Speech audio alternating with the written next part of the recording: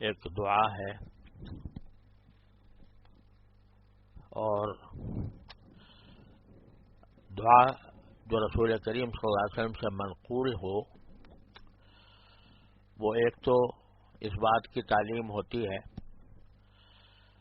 کہ ہم بھی وہ دعا مانگیں اور اللہ تبارک و تعالی سے اسی چیز کی دعا کریں جس کی رسول کریم سرور دو عالم صلی اللہ علیہ وسلم نے دعا فرمائی۔ اور دوسرے، اس میں تعلیم بھی ہوتی ہے کہ کون سی چیزیں ایسی ہیں جو ایک مومن کو مطلوب ہونی چاہیے، کیونکہ سرکار دو عالم صلی اللہ علیہ وسلم نے جو چیز بھی مانگی وہ ایسی مانگی ہے کہ جو ایک مومن کو مطلوب ہوتی ہے، یعنی اس کی خواہش ہونی چاہیے، اس کے مطابق اپنی زندگی کو ڈھالنے کی فکر ہونی چاہیے۔ تو دعا میں ایک تو یہ فرمایا کہ انی اسألک صحۃ فی ایمان، میں صحت مانگتا ہوں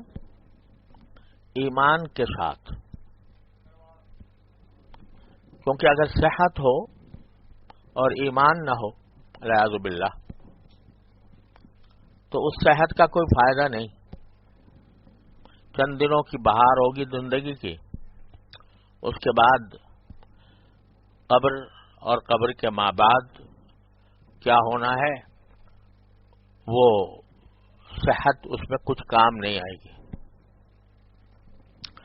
دنیا کے جتنے علوم ہیں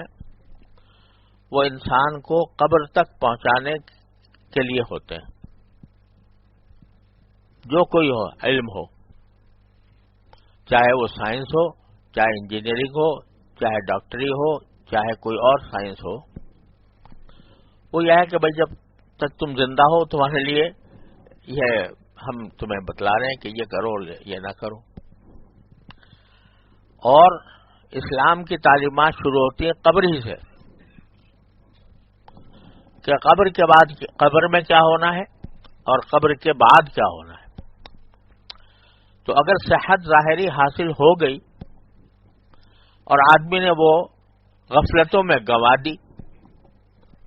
تو ہو سکتا ہے کہ قبر تک جاتے جاتے وہ خوش رہے، لیکن قبر کے بعد جو دنیا آنے والی ہے، جو زندگی آنے والی ہے، جو ابدی ہے اور دائمی ہے، کبھی ختم نہیں ہوگی، اس کی کوئی ضمانت صرف صحت سے حاصل نہیں ہوتی جب تک اس کے ساتھ ایمان نہ ہو۔ اور ایمان جیسے کہ عرض کیا تھا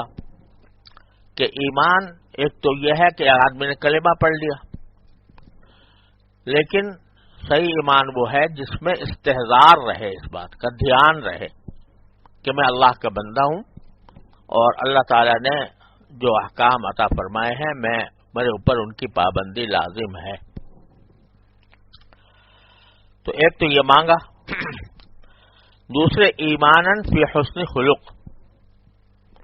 یعنی ایمان ہو لیکن اخلاق اچھے نہ ہوں تو بھی فائدہ مند نہیں، کیونکہ بد اخلاقی کی وجہ سے کم از کم عارضی طور پر جہنم کا سامنا کرنا پڑے گا۔ ایمان بھی ہو، چاہے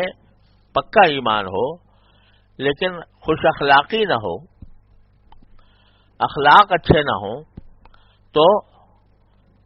کیا ہوگا کہ شروع میں اپنی بد اخلاقی کا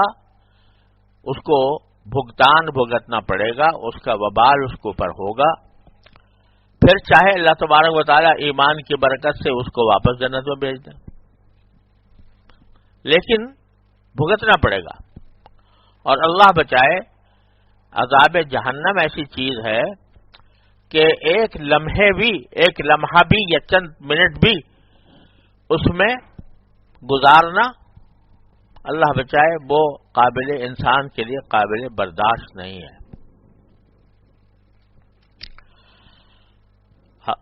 نبی کریم صلی اللہ علیہ وسلم نے فرمایا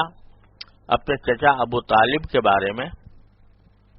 جنہوں نے قدم قدم پر رسول کریم صلی اللہ علیہ وسلم کی مدد کی اور اپنی ساری برادری سے لڑائی مول لی رسول کریم صلی اللہ علیہ وسلم کی خاطر، لیکن آخر وقت تک ایمان نہ لا سکے، تو آپ لوگوں نے پوچھا کہ ان کا کیا انجام ہوگا، تو آپ نے فرمایا سب سے کم تر ہلکا عذاب ابو طالب کو ہوگا، لیکن وہ اس طرح ہوگا کہ ان کے پاؤں میں آگ ہوگی، پاؤں پر صرف، لیکن ایسی ہوگی کہ اس سے ان کا دماغ کھول رہا ہوگا، اللہ بچائے۔ سب سے کم تر، سب سے خفیف، سب سے ہلکا عذاب یہ ہوگا۔ تو ایک مومن اگر اپنے ایمان کی وجہ سے چاہے آخر میں جنت میں چلا جائے، لیکن جو اپنے اعمال اور اخلاق کی جو سزا بھگتے گا وہ بھی کوئی ایسی نہیں ہے کہ جو آدمی کے لیے قابل برداشت ہو، ایک لمحے کی سزا بھی قابل برداشت نہیں ہوتی۔ اس لیے ایمان کے ساتھ